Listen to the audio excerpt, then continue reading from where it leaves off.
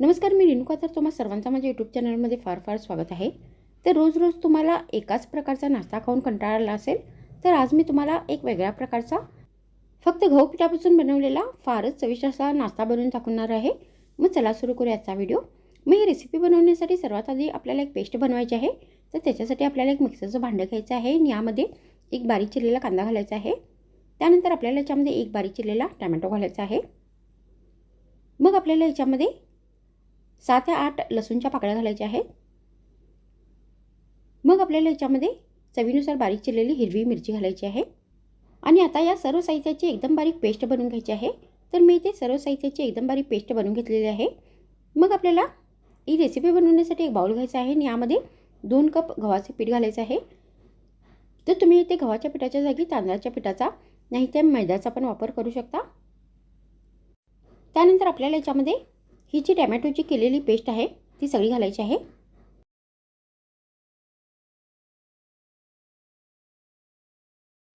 मग आपल्याला याच्यामध्ये अर्धा चमचा हळदीची पावडर घालायची आहे. त्यानंतर यामध्ये आपल्याला अर्धा चमचा धने पावडर घालायची आहे. त्यानंतर याच्यामध्ये अर्धा चमचा गरम मसाला पावडर घालायचा आहे. मग आपल्याला याच्यामध्ये चवीनुसार मीठ घालायचं आहे.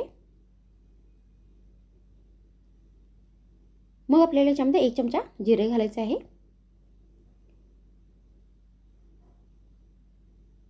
त्यानंतर याच्यामध्ये चवीनुसार रेड चिली फ्लेक्स घालायचे आहेत.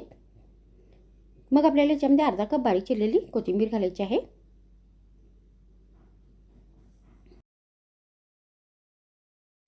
त्यानंतर आपल्याला याच्यामध्ये 2 चमचा बारीक रवा घालायचा आहे.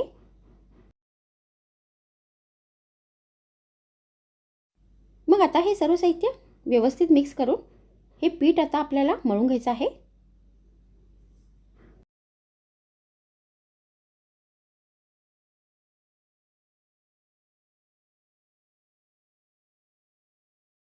मग पीठ मळून झाल्यानंतर आता आपल्याला याच्यामध्ये 2 चमचे तेल घालायचे आहे.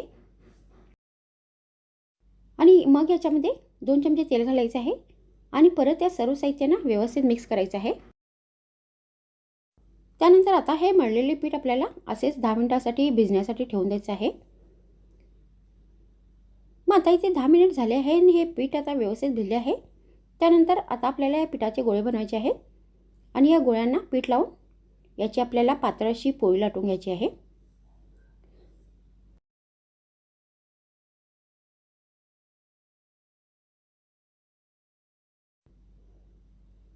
मग पोळी लाटून झाल्यानंतर आता आपल्याला ही पोळी परत गोल गोल पीसेसमध्ये कट करायची आहे.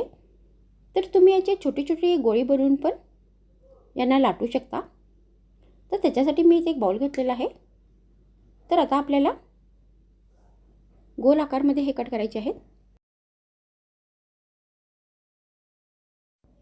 तर अशा पद्धतीने हे सगळे पीसेस आपल्याला गोल आकारमध्ये कट करून घ्यायचे आहेत. त्यानंतर आता आपल्याला हे तळून घ्यायचे आहेत. तर त्याच्यासाठी मी गॅसवर तेल ठेवले आहे. मग तेल गरम झाल्यानंतर आता आपल्याला ह्या ज्या छोट्या पुऱ्या आहेत त्या सगळ्या व्यवस्थित तळून घ्यायच्या आहेत.